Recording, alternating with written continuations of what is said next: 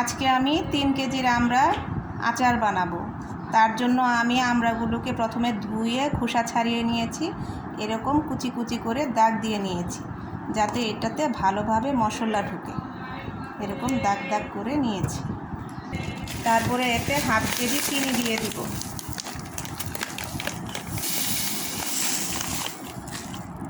তারপরে হাফ চামচ লবণ দিয়ে দিব। 3 চামচ ভিনেগার দিয়ে দিব।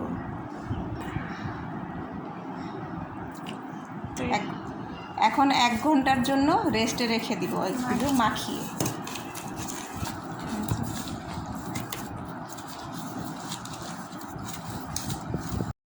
এখন আমরা একটা স্পেশাল মশলা বানিয়ে নিব। 1 চামচ জিরা, 1 চামচ ধনিয়া, 1 চামচ মেথি, 1 চামচ মৌরি, হাফ চামচ কালো জিরা, 8টা শুকনা মরিচ।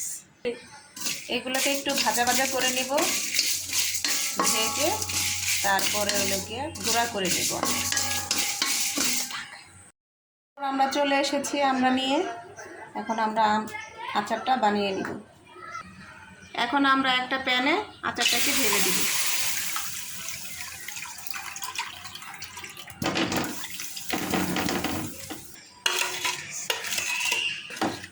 এখন আমরা অপেক্ষা করব বলক ওঠা পর্যন্ত।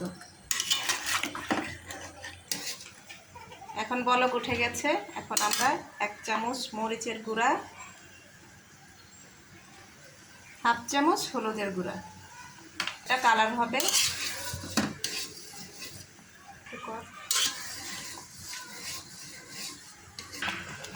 এখন কিছুক্ষণ সিদ্ধ করব।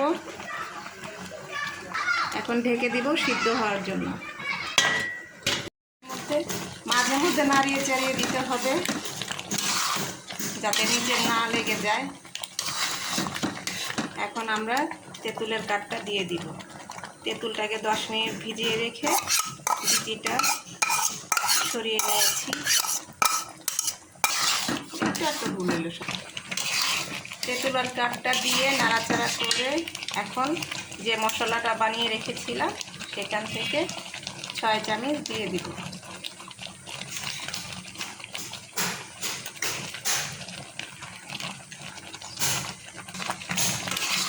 নাড়াচাড়া দিয়ে মিক্স করে নেব। এখন হাফ চামচ বিট লবণ দিয়ে দিব।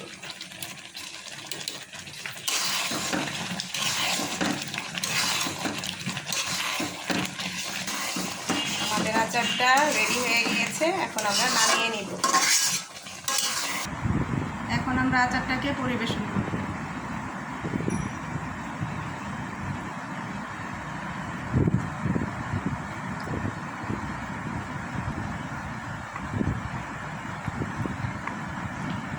আচারটা কত লোভনীয় হয়েছে। আমাদের তেল ছাড়া আচার। এটা আমরা নর্মাল ফ্রিজে 10 থেকে 15 দিন রেখে খেতে পারবো। আমাদের আমড়ার আচার রেডি।